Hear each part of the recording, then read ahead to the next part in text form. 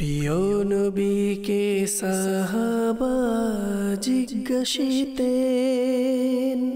চলুন শুনি কি তিনি জবাব দিতেন। আলহামদুলিল্লাহি রাব্বিল আলামিন, আসসালাতু ওয়াসসালামু আলা সাইয়্যিদিল আমবিয়াই ওয়াল মুরসালিন, আম্মা বা'দ, ফাআউযু বিল্লাহি মিনাশ শাইতানির রাজীম। বিসমিল্লাহির রহমানির রহিম। আসসালাতু ওয়াসসালামু আলাইকা ইয়া রাসূলাল্লাহ ওয়া আলা আলিকা ওয়া আসহাবিকা ইয়া হাবিবাল্লাহ। আসসালাতু ওয়াসসালামু আলাইকা ইয়া নবিয়াল্লাহ ওয়া আলা আলিকা ওয়া আসহাবিকা ইয়া নূরাল্লাহ। প্রিয় ইসলামী ভাইরা এবং মাদানী চ্যানেলের দর্শকবৃন্দ, দূরে কিংবা কাছে, দেশে কিংবা প্রবাসে, যে যেখান থেকে দেখছেন মাদানী চ্যানেল বাংলার ধারাবাহিক অনুষ্ঠান সাহাবায়ে কেরামের প্রশ্ন, প্রিয় নবীর উত্তর, সবাইকে জানাই আন্তরিক মোবারকবাদ ও অভিনন্দন। প্রিয় ইসলামী ভাইরা, আমার আপনার নবী রাসূল আরবি মাক্কি মাদানী সুলতান রাসূল সাল্লাল্লাহু আলাইহি ওয়াসাল্লামের উপর দুরূদ শরীফ পাঠ করার অসংখ্য অগণিত ফজিলত এবং বরকত রয়েছে।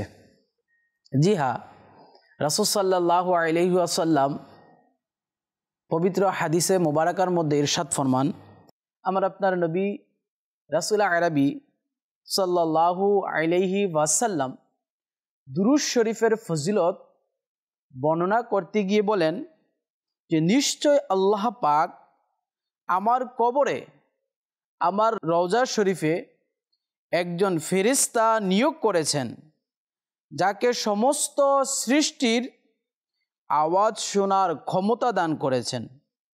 যে ব্যক্তি কিয়ামত পর্যন্ত আমার উপর দুরূদ শরীফ পাঠ করবে, সেই ফেরেশতা আমার নিকট তার নাম এবং তার পিতার নাম পেশ করবে এবং বলবে, অমুকের ছেলে অমুক আপনি সাল্লাল্লাহু আলাইহি ওয়াসাল্লামের উপর দুরূদ শরীফ পাঠ করেছে। প্রিয় ইসলামী ভাইরা, দেখুন রাসূল সাল্লাল্লাহু আলাইহি ওয়াসাল্লামের ওসিলায় কত সৌভাগ্যবান আমি আপনি যদি বাংলার জমিন থেকে যদি রাসূল সাল্লাল্লাহু আলাইহি ওয়াসাল্লামের উপর দুরূদ শরীফ পাঠ করি।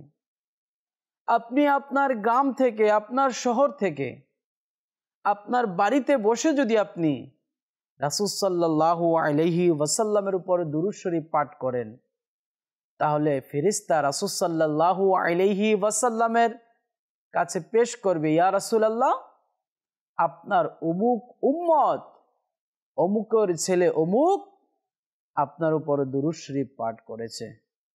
আমাদের কতই সৌভাগ্য যে আমার নাম, আপনার নাম রাসূল সাল্লাল্লাহু আলাইহি ওয়াসাল্লামের কাছে পেশ করা হয়। কখন? যখন আমরা রাসূলের উপর দুরূদ শরীফ পাঠ করব, যখন আমরা রাসূল সাল্লাল্লাহু আলাইহি ওয়াসাল্লামের প্রতি দুরূদ শরীফ পাঠ করব, তখন আমার নাম, আপনার নাম রাসূল সাল্লাল্লাহু আলাইহি ওয়াসাল্লামের কাছে পেশ করা হবে। আল্লাহ তাআলা আমাদেরকেও, আমাকেও, আপনাকেও বেশি বেশি করে আমাদের আকা ও মাওলা সাল্লাল্লাহু আলাইহি ওয়াসাল্লামের উপর দুরূদ শরীফ পাঠ করার তৌফিক দান করুক। প্রিয় ইসলামী ভাইরা এবং মাদানী চ্যানেলের দর্শকবৃন্দ, আপনারা দেখছেন অনুষ্ঠান সাহাবায়ে কেরামের প্রশ্ন, প্রিয় নবীর উত্তর। আসুন আমরা আজকে একজন সাহাবী রাদিয়াল্লাহু তাআলা আনহুর একটি প্রশ্নের মাধ্যমে কিছু ইলমি দ্বীন অর্জন করে নিই। আসুন আমরা শ্রবণ করি।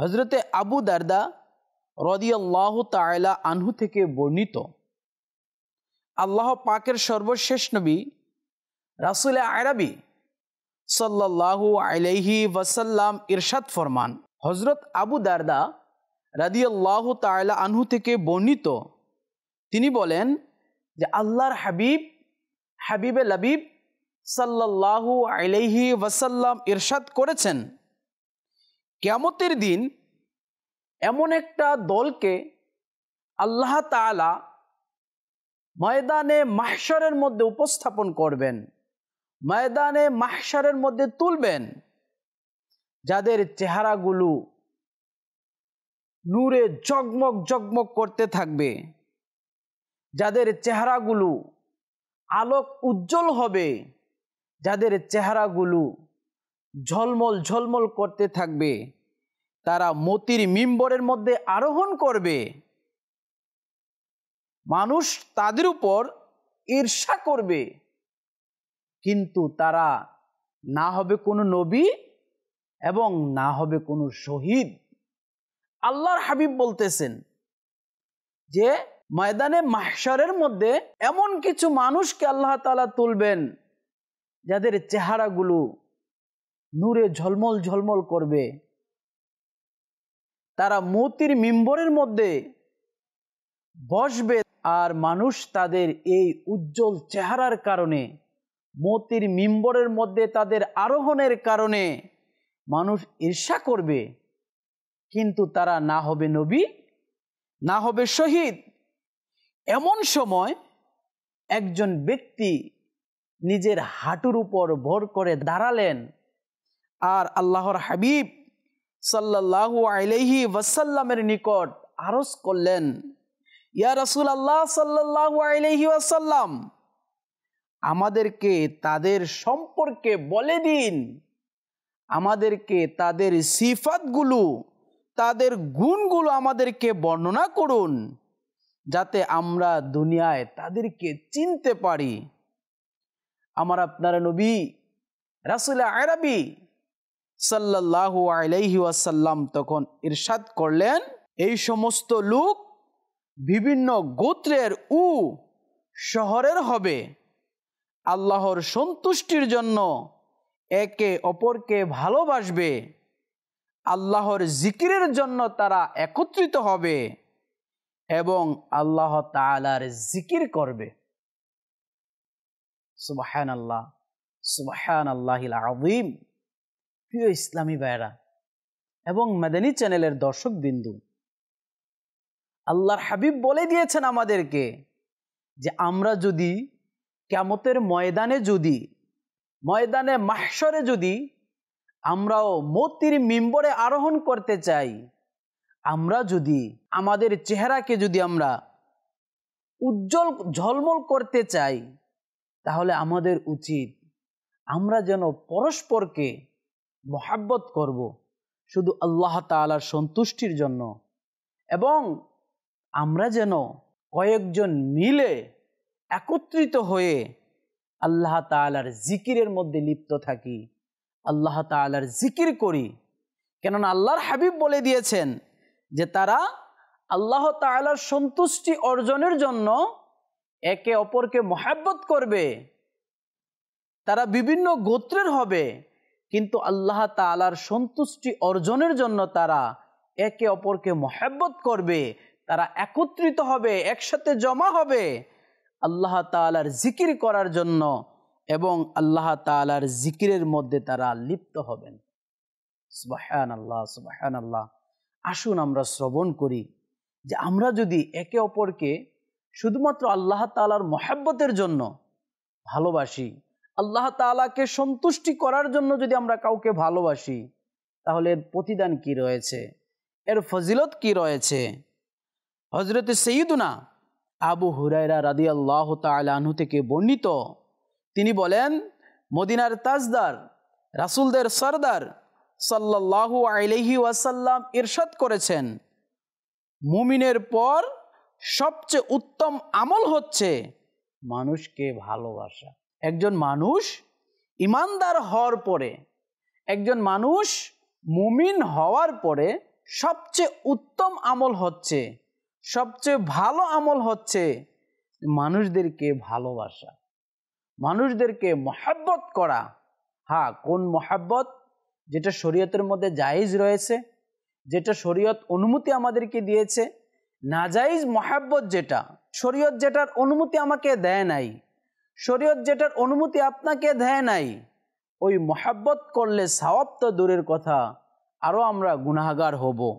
শরীয়ত আমাদেরকে যেই মহাব্বতের অনুমতি দিয়েছেন, আল্লাহ এবং আল্লাহর হাবিব আমাদেরকে যে মহাব্বতের হুকুম দিয়েছেন, সাহাবায়ে কেরাম আমাদেরকে যে মহাব্বত শিখিয়ে গিয়েছেন, আউলিয়ায়ে কেরাম যে মহাব্বত পরস্পর করেছেন, শুধু ওই মহাব্বত কেউ যদি করে তাহলে আল্লাহর হাবিব বলতেছেন যে ইমানদার হওয়ার পরে সবচেয়ে উত্তম আমল হচ্ছে কাউকে ভালোবাসা। হ্যাঁ, আসুন আমরা আরো শ্রবণ করি।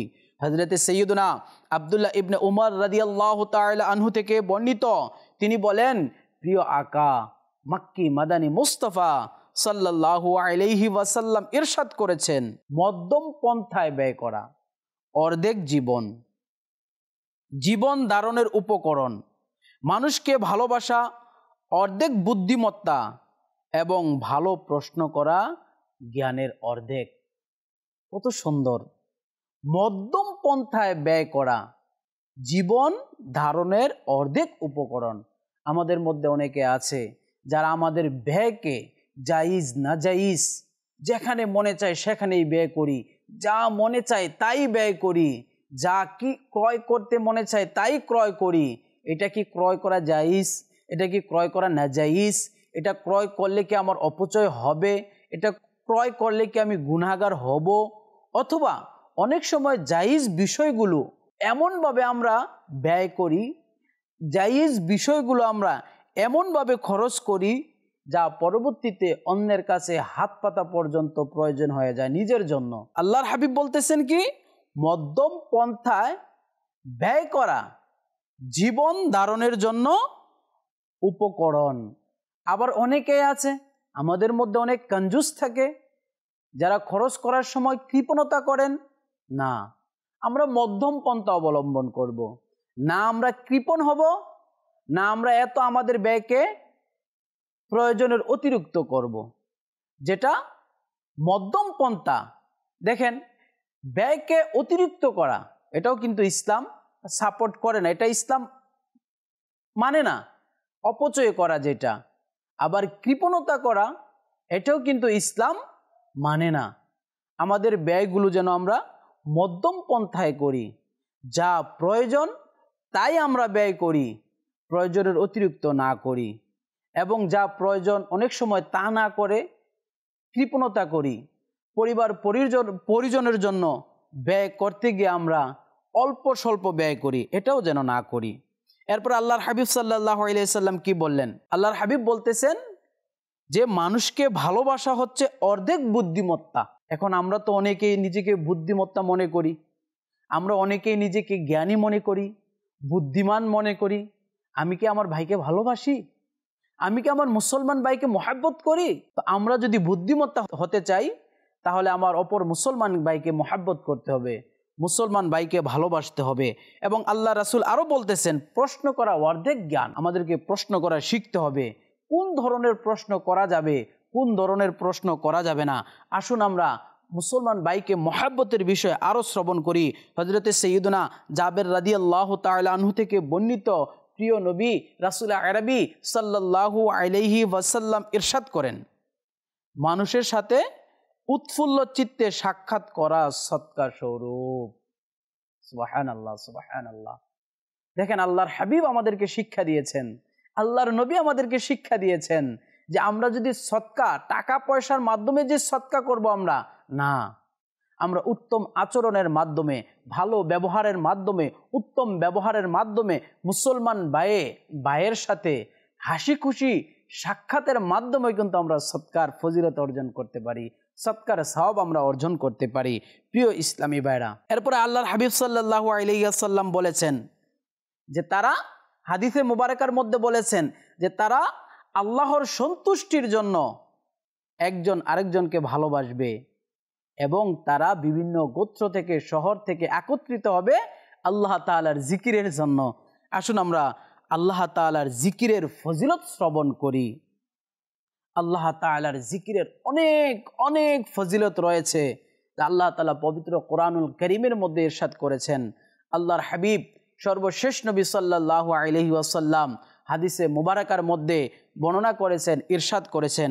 আসুন আমরা আল্লাহ তাআলার জিকির সম্পর্কে কয়েকটা কোরআনে পাকের আয়াত এবং হাদিসে মোবারকা শ্রবণ করি।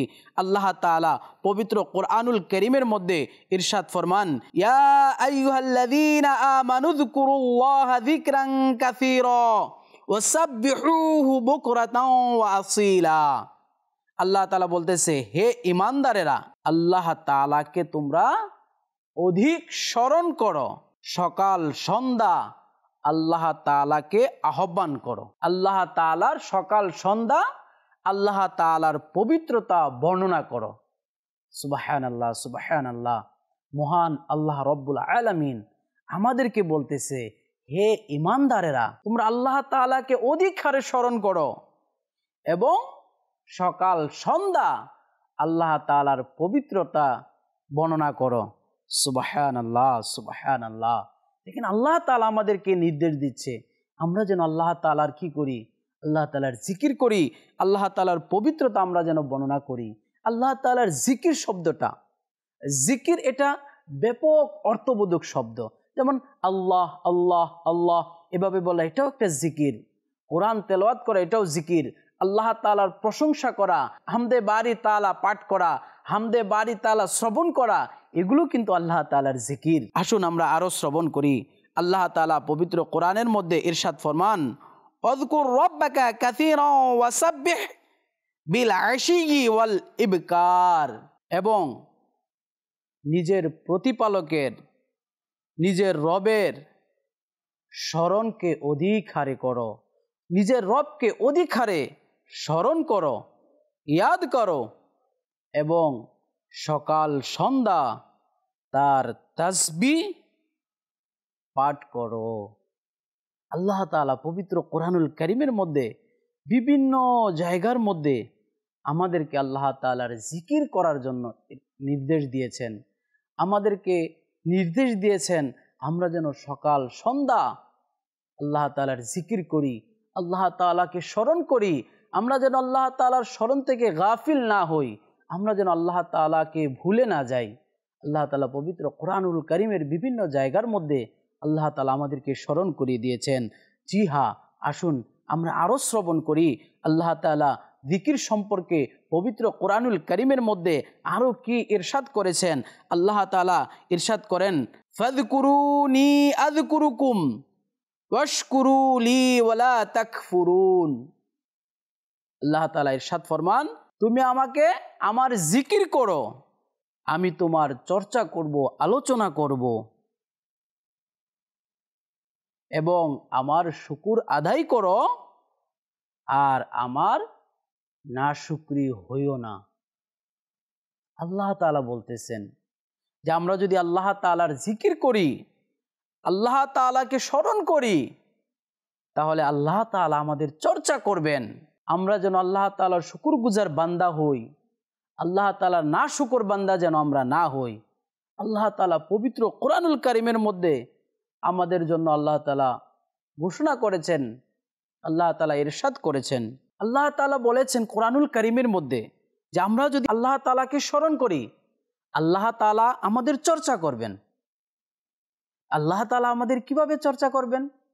কিতাবের মধ্যে বর্ণিত রয়েছে যে আমরা যদি আল্লাহ তাআলার জিকির করি, আল্লাহ তাআলাকে যদি আমরা স্মরণ করি, আল্লাহ তাআলা আমাদের চর্চা করবেন। মানে আল্লাহ তাআলার মাখলুকের অন্তরের মধ্যে, পৃথিবীর মানুষের অন্তরের মধ্যে, আল্লাহ তাআলার সৃষ্টির অন্তরের মধ্যে আমার আপনার ভালোবাসা, আমার আপনার মহব্বত আল্লাহ তাআলা বাড়িয়ে দিবে, যার কারণে পৃথিবীর সৃষ্টির মানুষ আমাকে আপনাকে মহব্বত করা শুরু করে দিবে, আমার আপনার আলোচনা করবে।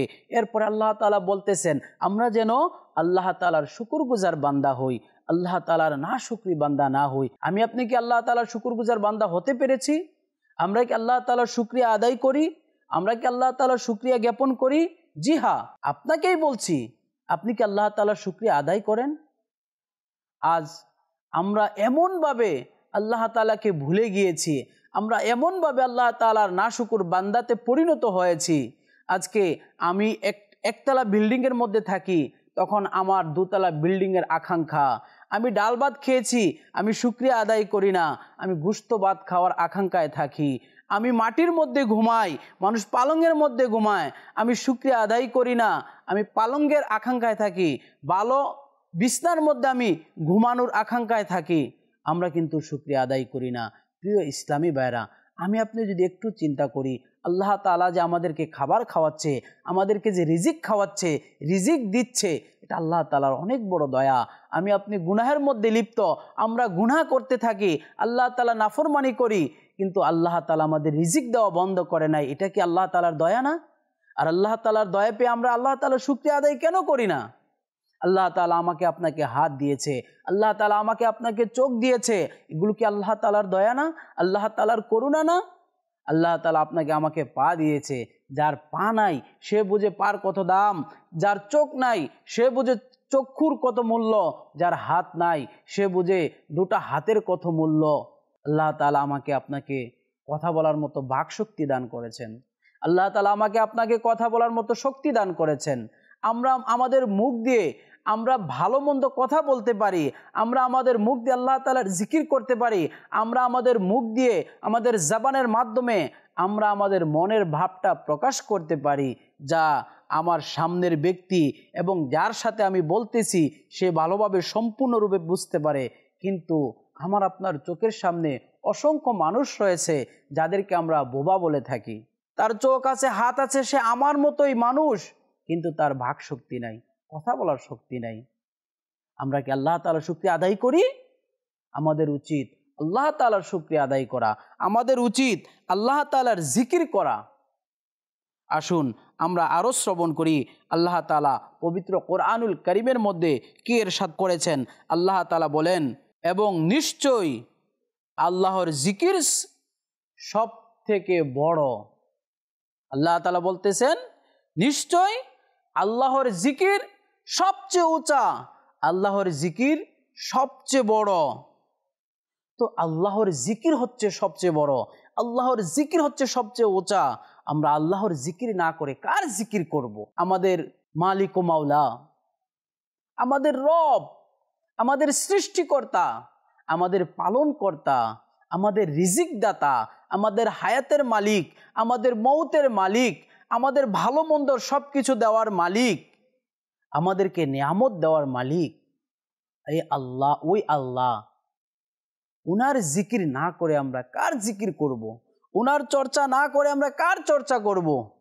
উনার শুকরিয়া আদায় না করে আমরা কার শুকরিয়া আদায় করব? পৃথিবীর সামান্য একজন মানুষ থেকে আমরা যদি কোনো কিছু পাই, সে যদি আমাকে কোনো উপকার করে, সে যদি আমাকে কোনো কিছু দেয়, তাহলে আমরা তার প্রশংসায় পঞ্চমুখ হয়ে যাই না? আমরা কি চিন্তা করেছি যে আপনাকে দিয়েছে, যে আমাকে দিয়েছে, তাকেও কিন্তু একজন দিয়েছে, তিনি হচ্ছেন আল্লাহ, যিনি সর্বোচ্চ ক্ষমতার মালিক, যিনি সর্বোচ্চ প্রশংসার মালিক, যিনি আমাদের ইবাদতের উপযুক্ত, যার ইবাদত আমরা করি, যার দাসত্ব আমরা করি।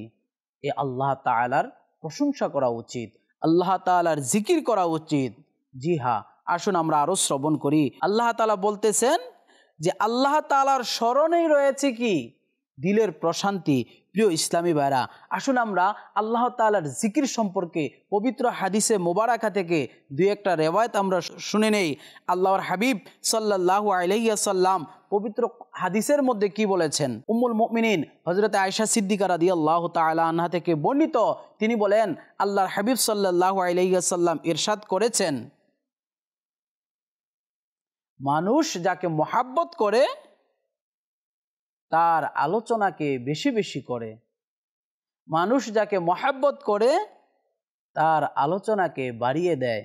তো আমরা যারা আল্লাহ তাআলাকে মহাব্বতের দাবিদার, আমরা যারা আল্লাহ তাআলাকে ভালোবাসার দাবিদার, আমরা যারা আমাদের স্রষ্টাকে মহাব্বত করার দাবিদার, আমাদের উচিত আল্লাহ তাআলার চর্চা যেন আমরা বাড়িয়ে দিই, আল্লাহ তাআলার জিকির করা যেন আমরা বাড়িয়ে দিই। হ্যাঁ, আসুন আমরা আরও শ্রবণ করি। আল্লাহর হাবিব সাল্লাল্লাহু আলাইহি ওয়াসাল্লাম ইরশাদ করেন, আল্লাহ তাআলার জিকির তোমরা এমনভাবে করো যাতে মানুষ তোমাদেরকে পাগল মনে করে। আল্লাহ তাআলা আমাদেরকে আল্লাহ তাআলার বেশি বেশি জিকির করার তৌফিক দান করুন। দর্শক, আবারও আগামী পর্বে নতুন একটা বিষয় নিয়ে উপস্থিত হব। সে পর্যন্ত দেখতে থাকুন মাদানী চ্যানেল বাংলা। সাল্লাল্লাহু আলাল হাবিব সাল্লাল্লাহু তাআলা আলা মুহাম্মদ। প্রিয় নবীকে সাহাবা জিজ্ঞাসিতেন, চলুন শুনি কি তিনি জবাব দিতেন।